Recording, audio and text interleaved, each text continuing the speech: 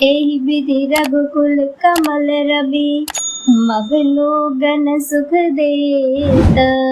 जाहि चले देखत विपिन, सिय सौमित्री समेत।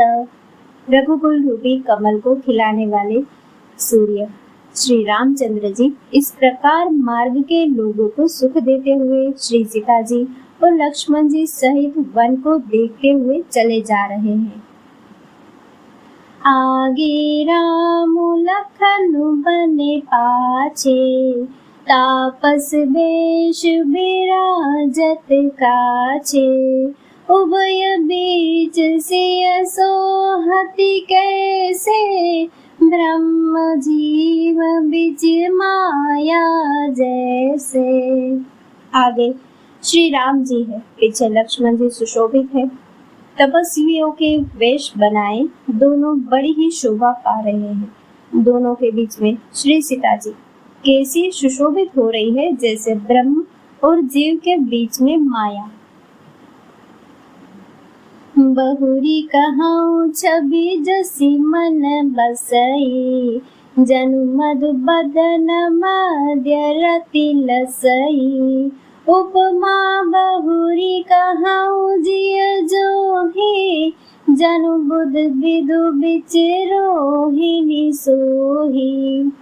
फिर जैसी छवि मेरे मन में बस रही है उसको कहता हूँ, मानो वसंत ऋतु और कामदेव के बीच में कामदेव की स्त्री रति शोभित हो। फिर अपने हृदय में खोजकर उपमा कहता है कि मानो बुध चंद्रमा के पुत्र और चंद्रमा के बीच में रोहिणी सो रही हो।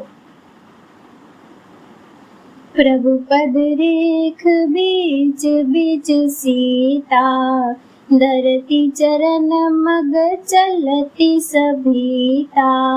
सिय राम पद अंग बराए, लखन चलहि मगु दाहिन लाए।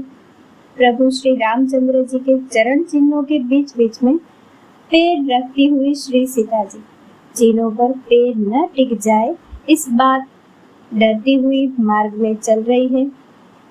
और लक्ष्मण जी श्री सीता जी और श्री रामचंद्र जी दोनों के चरण चिन्हों को बचाते हुए दाहिने रखकर रास्ता चल रहे हैं। राम लखन सिय प्रीति सुहाई, बचन अगोचर किमि कहि जाई। खग मृग मगन देखी छवि होही, लिए चोरी चित राम बटोही। श्री राम जी लक्ष्मण जी और सीता जी की सुंदर प्रीति वाणी का विषय नहीं है, अतः वह कैसे कही जा सकती है। पक्षी और पशु भी उस छवि को देखकर मग्न हो जाते हैं। पथिक रूप श्री रामचंद्र जी ने उनके भी चित्त चुरा लिए हैं। जिन जिन देखे पथिक प्रिया, सिय समेत दो भाई। भव मगु अगम आनंद तेई, बिनु श्रम रहे सिराई।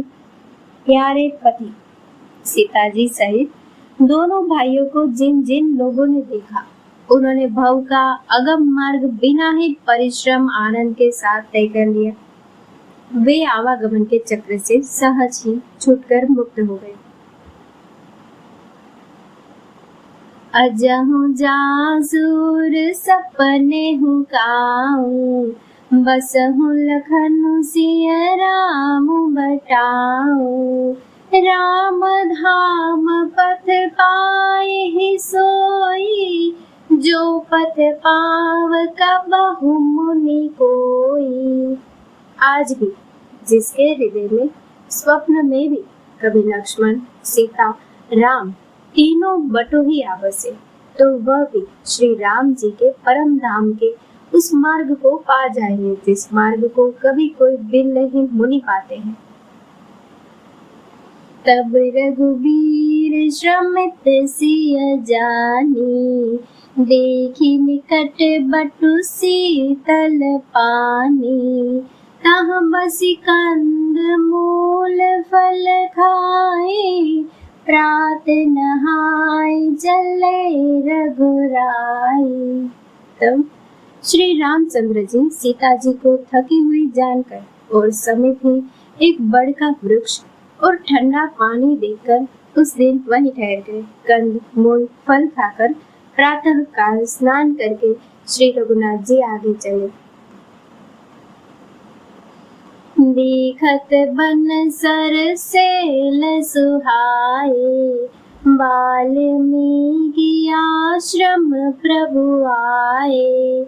राम दीख मुनि बासु सुहावन, सुंदर गिरि कानन जल पावन।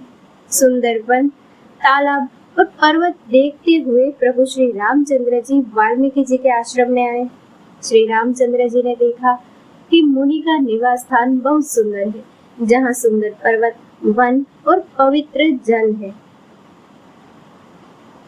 सरनी सरोज बिटप बन फूले, गुंजत मंजु मधुप रस भूले।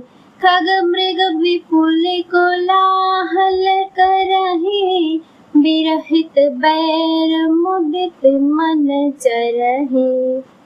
सरोवर में कमल और वनों में वृक्ष फूल रहे हैं और मकरकंद रस में मस्त हुए भौरे सुंदर गुंजार कर रहे हैं। बहुत से पक्षी और पशु कोलाहल कर रहे हैं और वैर से रहित होकर प्रसन्न मन से विचर रहे हैं।